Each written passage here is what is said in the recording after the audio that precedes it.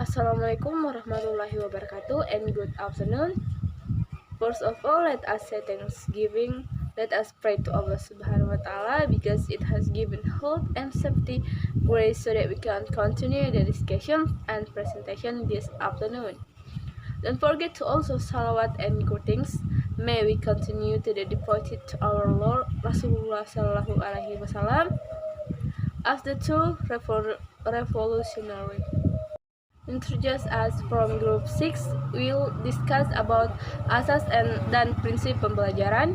The members, myself, Nirwana J as the moderator, who will guide the presentation and discussions this afternoon. Lilianti as the speaker, and Nurhaningsi as the speaker, and Rusdi as the speaker. Immediately, we listen to the first speaker. Baiklah, langsung saja. Yang pertama, pengertian prinsip belajar dan pembelajaran. Prinsip menurut beberapa pendapat yaitu sesuatu yang dipegang sebagai panutan utama. Prinsip merupakan sesuatu yang menjadi dasar dari pokok berpikir, berpijak, atau sesuatu kebenaran yang kebenarannya sudah terbukti dengan sendirinya. Adapun pengertian menurut para ahli, yang pertama, Gestalt. Menurut Gestalt, prinsip belajar adalah suatu transfer belajar antara pendidik dan peserta didik sehingga mengalami perkembangan dari proses interaksi belajar mengajar yang dilakukan secara terus-menerus dan diharapkan peserta didik akan mampu menghadapi permasalahan dengan sendirinya melalui teori-teori dan pengalaman-pengalaman yang sudah diterimanya. Selanjutnya, Robert H. Davis. Menurut Robert H. Davis, prinsip belajar adalah suatu komunikasi terbuka antara pendidik dan peserta didik sehingga siswa termotivasi belajar yang bermanfaat bagi dirinya melalui contoh-contoh dan kegiatan praktek yang diberikan pendidik lewat metode yang menyenangkan siswa. Nah, dari beberapa pengertian tersebut dapat disimpulkan bahwa prinsip belajar adalah landasan berpikir, landasan berpijak, dan sumber motivasi agar proses belajar dan pembelajaran dapat berjalan dengan baik antara pendidik dan peserta didik. Selanjutnya, prinsip-prinsip belajar dan pembelajaran. Yang pertama, prinsip kesiapan atau readiness merupakan proses belajar yang dipengaruhi kesiapan siswa. Maksudnya, kesiapan siswa ialah kondisi yang memungkinkan ia dapat belajar. Yang kedua, prinsip motivasi atau motivation. Tujuan dalam belajar diperlukan untuk suatu proses yang terarah. Motivasi merupakan kondisi dari pelajar untuk memprakarsai kegiatan, mengatur arah kegiatan itu, dan memelihara kesungguhan. Yang ketiga, prinsip persepsi. Seseorang cenderung untuk percaya sesuai dengan bagaimana ia memahami situasi. Persepsi adalah interpretasi tentang situasi yang hidup.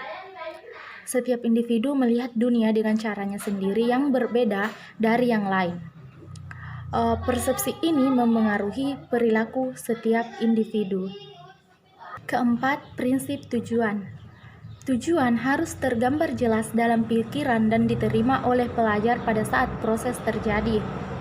Tujuan ialah sasaran khusus yang hendak dicapai oleh seseorang. Yang kelima, prinsip perbedaan individual. Proses pengajaran semestinya memperhatikan perbedaan individual dalam kelas dapat memberi kemudahan pencapaian tujuan belajar setinggi-tingginya. Pengajaran yang hanya memperhatikan suatu tingkat sasaran akan gagal memenuhi kebutuhan seluruh siswa. Prinsip yang keenam yaitu prinsip transfer dan retensi.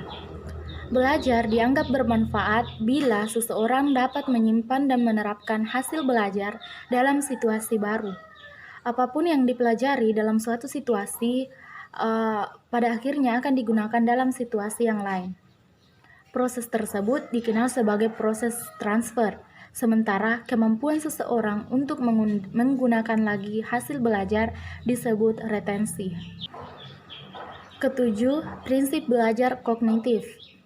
Belajar kognitif melibatkan proses pengenalan dan penemuan.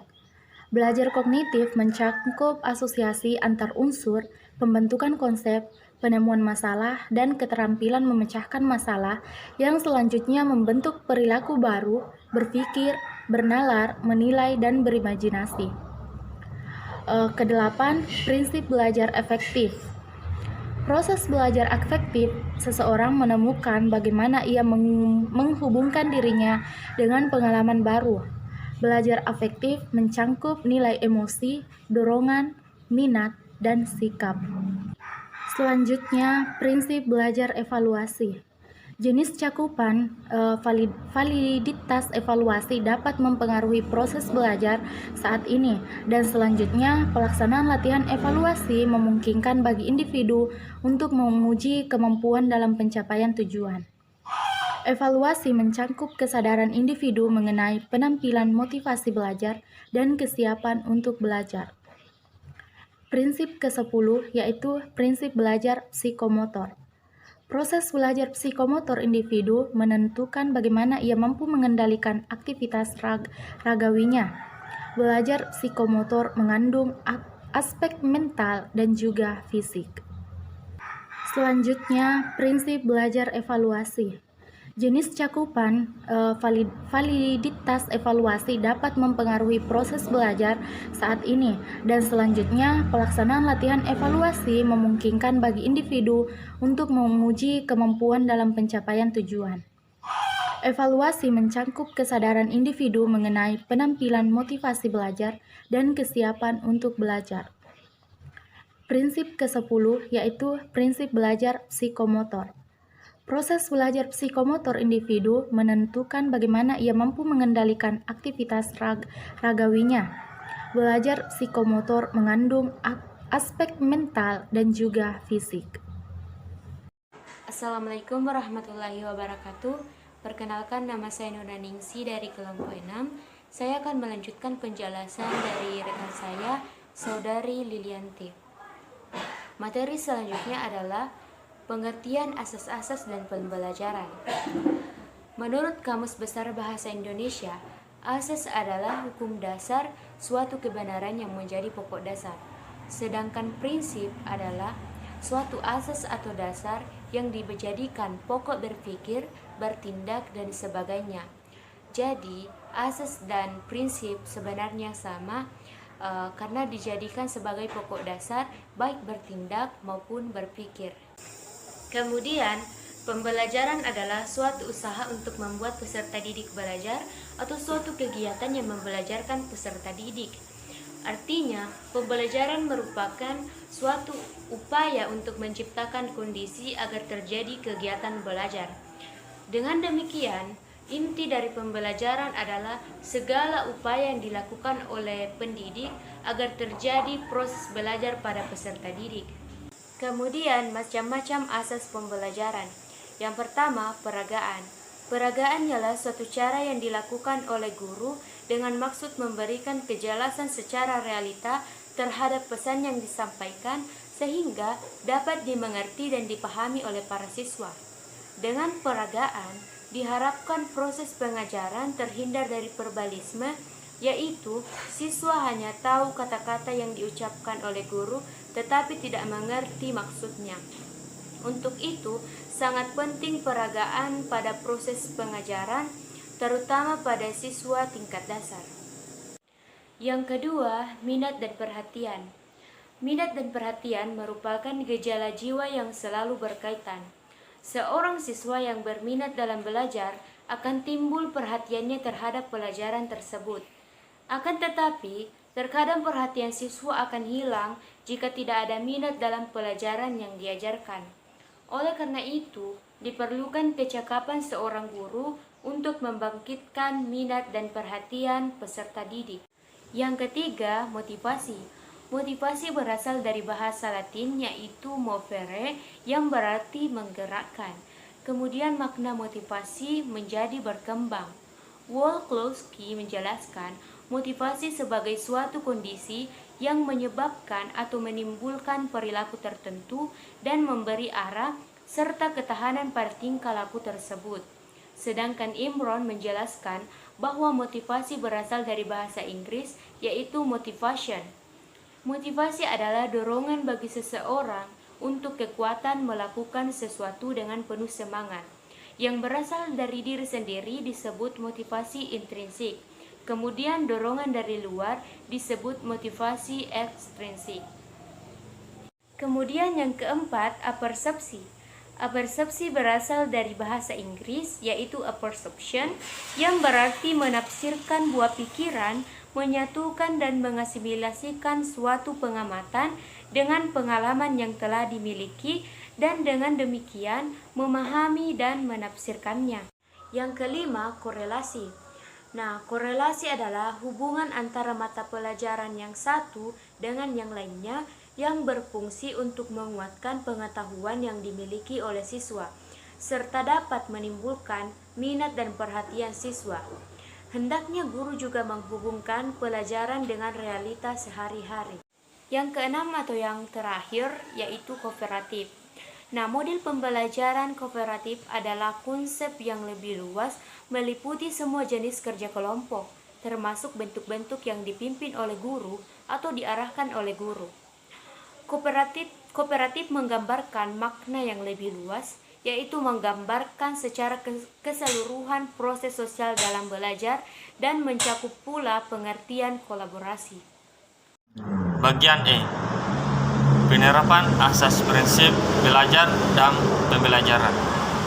1.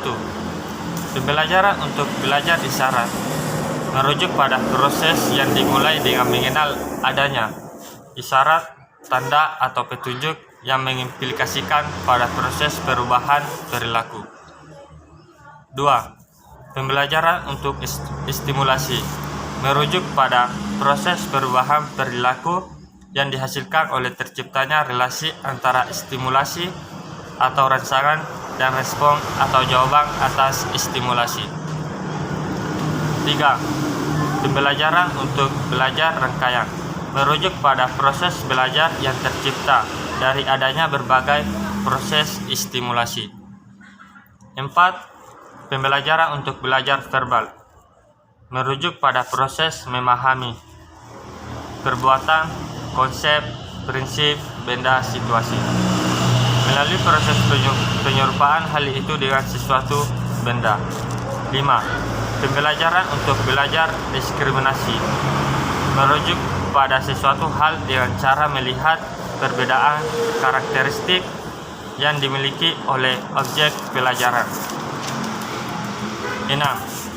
Pelajaran untuk belajar konsep merujuk pada aktivitas individu dalam memahami sesuatu benda, proses, gejala, aturan, pengalaman. 7. Pembelajaran untuk belajar memecahkan masalah belajar berarti proses mental individu dalam menghadapi sesuatu masalah untuk selanjutnya menemukan cara mengatasi masalah itu melalui proses berpikir yang sistematis dan cermat.